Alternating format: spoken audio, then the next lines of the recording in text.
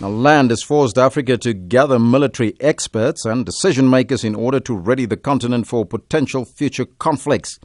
Tracey-Lee, director of the upcoming Land Forces Africa Conference and Exhibition, says a renewed scramble for the continent's resources has led to Africa becoming an arena for strategic and geopolitical competition.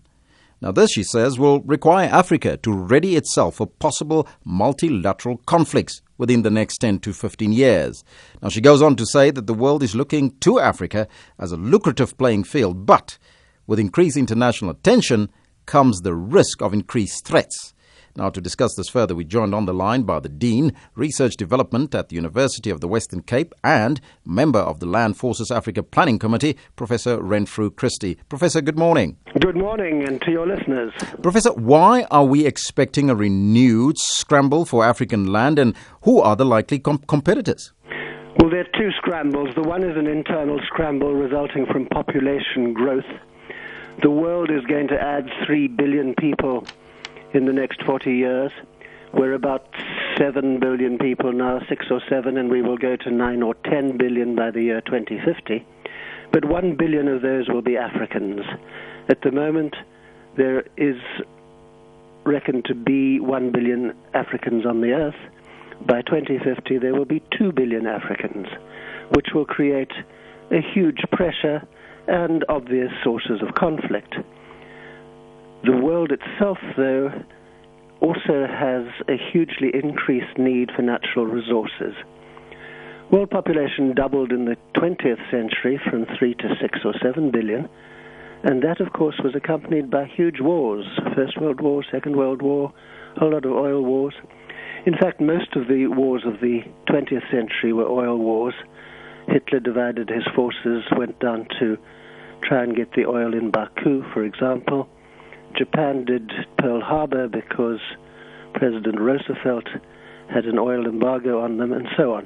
Mm-hmm. Oil causes war, and Africa is the new source of oil for the world. Places like Ghana, South Chad, South Sudan are suddenly oil states, and there's a huge potential for oil wars to occur. Likewise, we need more land to grow food, and Africa is the empty continent. Likewise, that will put pressure on water, and there will be a scramble for water. So internally, we're doubling our numbers as Africans, and externally, the world wants new natural resource sources. Both of those are going to push towards war. Now, apparently, with increased international attention comes the risk of increased threats, therefore creating a definite need to ensure that African defense forces can address pertinent macroeconomic factors over the next 10, 20 or 30 years. Now, what kind of threats are we talking about here, Professor? Talking about threats about who owns the land, who controls the flows of food, water and minerals, who actually could possibly start recolonizing, coming back in, putting people into Africa, much as happened after the Berlin Agreement in 1884. The question is, how can Africa defend itself, keep its own culture, keep its own control over its increasingly precious natural resources? Mm-hmm. And that question and that answer would be? Well, the answer begins not with armies, but with a human rights culture and with good democratic government. You have both of those, it's much easier to get your people happy and willing to defend their country. That also requires urbanization. Above all, it requires education and health. So all the normal good things that governments should be doing, and that begins with human rights and democracy, become much more important if you want to prevent war. But in addition, you need a loyal, properly equipped army. You can't enforce human rights of any sort if you haven't got a proper defense force. The opposite end of that, of course, is slavery. You will get a country coming in and one way or another enslaving the people. That's the opposite of human rights. So you need properly equipped, properly led, loyal armies, navies, air forces. Mm-hmm. And remember, it's not the military machines, the things that go bang that make up an army. It's the actual morale of the troops and their training. The training in the modern era is vital. So you need a proper army if you're going to defend a human rights culture and have good democratic government. Now, Professor, you'll be hosting the Land Forces Africa Conference and exhibition in Johannesburg soon. What are the objectives?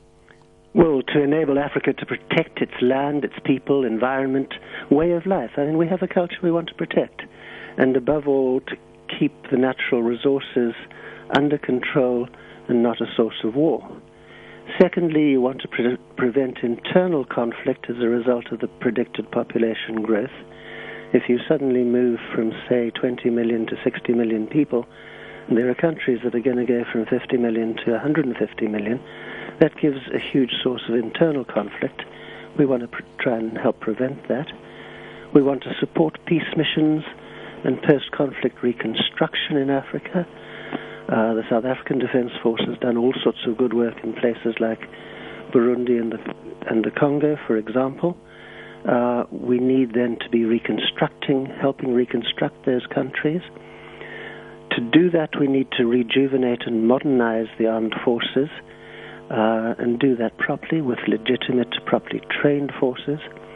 And then there are things like illegal trafficking and border crossing, all of which the trafficking needs to be prevented and the border crossing monitored. So those are the goals of the conference, to work out how to do all of that. Professor, thank you so much for your time. That was Professor Renfrew Christie, the Dean, Research Development at the University of the Western Cape and member of the Land Forces Africa Planning Committee.